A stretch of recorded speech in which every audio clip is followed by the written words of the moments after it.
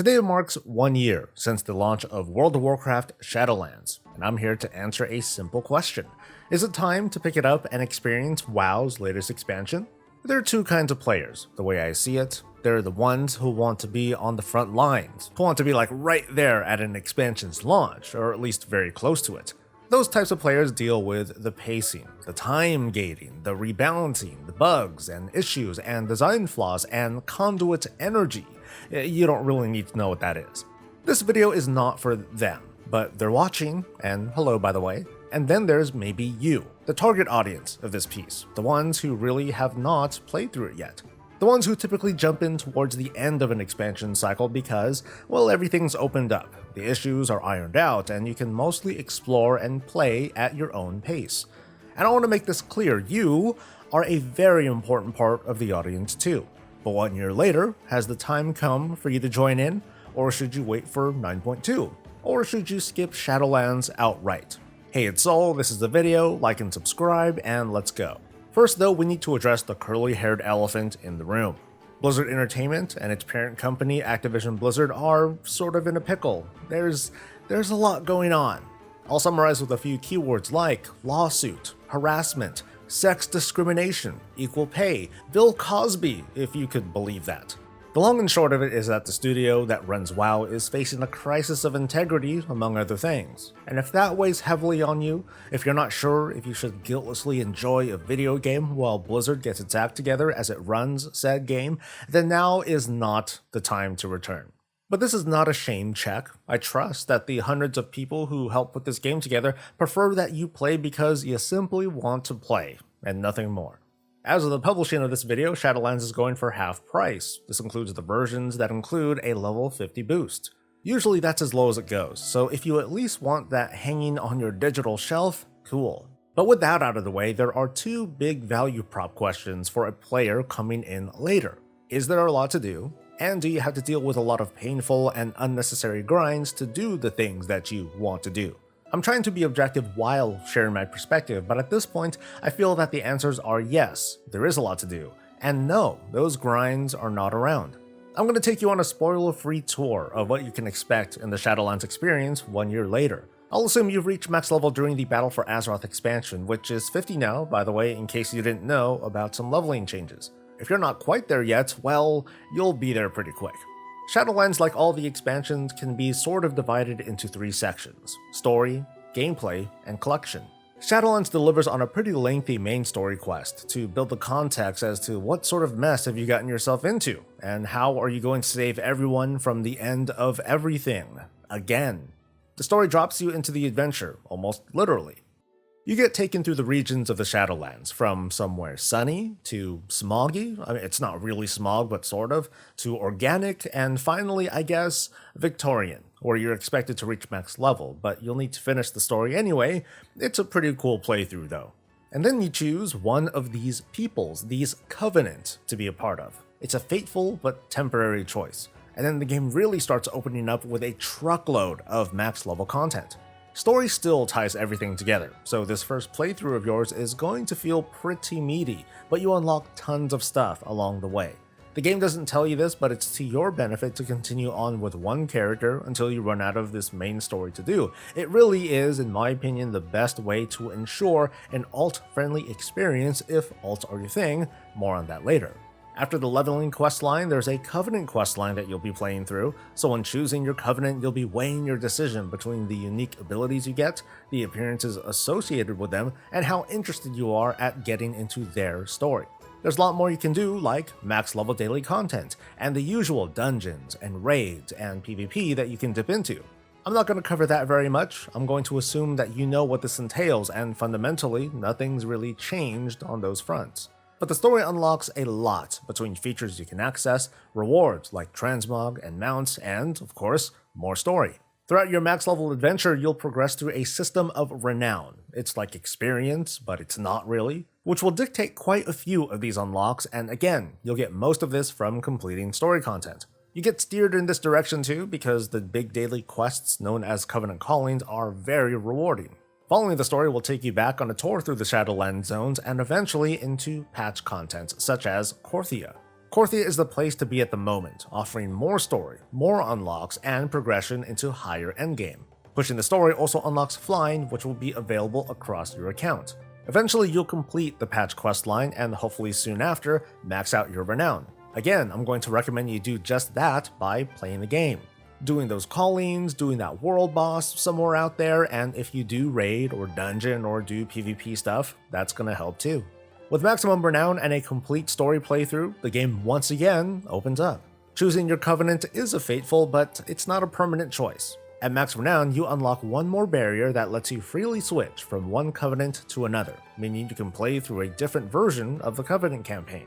You can boost your renown in new covenants to 40 instantly, and that flexibility is available for your alts too. This also means you can raise your renown to 80 in these other covenants for rewards, and have opportunities to unlock too many things that I can mention in a video. It is a lot. But first, let's talk up progression and character development. Being able to switch covenants gives those opportunities to explore your character's capabilities by being able to play with these different covenant powers and support powers called soul binds and conduits. And then there's legendary crafted armor, which enhances your class abilities, even covenant abilities. It just depends on what piece you make. The story will introduce you to how all of this works, and like most things legendary, there is a grind behind it that is far less strenuous now than it was at the start. This still sounds like a lot, and it sort of is, but the road to obtaining all these pieces to play with is far less tedious than it was with Battle for Azeroth. You know, between Azerite armor and essences and powering up these essences, and corruption, which required far more extensive grinds and were far more impactful, which made those grinds feel mandatory for anything. Not having all the bells and whistles for your character in Shadowlands is noticeable, but it's far less punishing. Some of you might be wondering, well, wait, the expansion technically isn't over yet. Not everything is opened up, so wouldn't it be a better idea to wait until everything is easy to get, including stuff from the unreleased final major content patch? Well, of course you can wait. One of the big advantages of being a latecomer is about not having to deal with all that damn time gating. Think back to the pain of Legion legendaries and artifact knowledge and obtaining essences account-wide and corruption vendors and skips and more. Waiting sucks. I get it. But here's the thing. We're kind of already there. The major barriers to content in Shadowlands are largely quest-related. The time gating of gaining renown is gone. There are easy catch-ups for gear to get you to start playing endgame, but there's still some sense of progression through upgrading gear and crafting legendaries. There's still work to do. You just don't have to wait on top of that. The upcoming 9.2 patch, which concludes the expansion, will reintroduce a familiar feature, tier set bonuses. But that's about it. There's also going to be an outdoor zone feature, which will be in place that will help you obtain it even if you don't raid. Heck, even if you don't do PvP or dungeons either. Which brings us to collections. I think in the future, Shadowlands is going to be looked at as one of the more cosmetic-heavy expansions in WoW's history. Between mounts, pets, toys, and cosmetic appearances of all sorts, with full armor sets and back pieces and of course, new weapons. And we also have to highlight the feature that showcases all of these collectibles. Because behind these many items are activities of all sorts. Yes, there's a lot to be obtained from PvP, raids, and dungeons, but the majority of your work here, whether it's now or many expansions later, will be to progress through the Covenant Sanctum feature, a non-progression system focused pretty much entirely on collectibles and outdoor world perks. Here's what it includes. Several vendors who just outright sell items. There are Sanctum upgrades you can develop that unlock more content, which leads to more items, and more vendors that sell more items. And with 4 covenants, there are covenant-exclusive world quests, and quest lines, and unique activities. One of them is an arena where you control an NPC to fight for rewards. This one is considered the hardest of them because it requires a certain skill level. There's a sort of Cooking Mama party game, also somewhat skill-based. You can also just go around and collect parts to build undead constructs that open up quests, perks, and crafting opportunities. Or you can have a garden where you just plant stuff using things that you collect while playing. Some of these collectibles can be found regardless of your chosen covenant. If you are a big collector though, you are going to join all 4 at some point. The grind is definitely there in the form of anima, but unlike artifact power of previous expansions, anima is an almost entirely casual-based form of currency, and it's found all over. Grateful offerings are a sub-currency found by completing daily quest content, which is more specific, but there's also a lot of daily quest content. Finally, while it took a while, Shadowlands has upped its alt game considerably.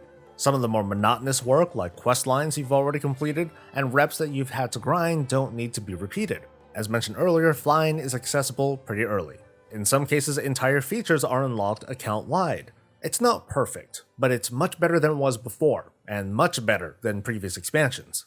Should you pick up Shadowlands 1 year later? If you're just jumping in late and you want to crack some skulls, maybe. The usual opening up of features that happens at the end of an expansion is happening earlier than usual. The grind for power isn't nearly as bad as past expansions, and what you're grinding for is less impactful than it used to be.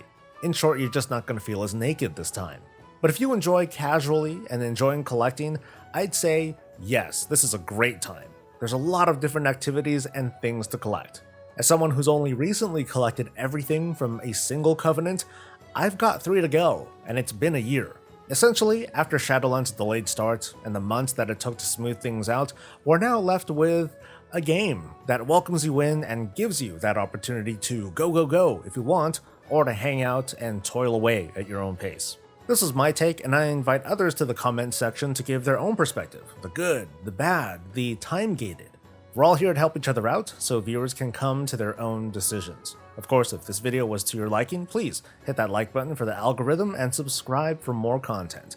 We'll see you next time, folks. Until then, stay safe, stay healthy, and stay breezy.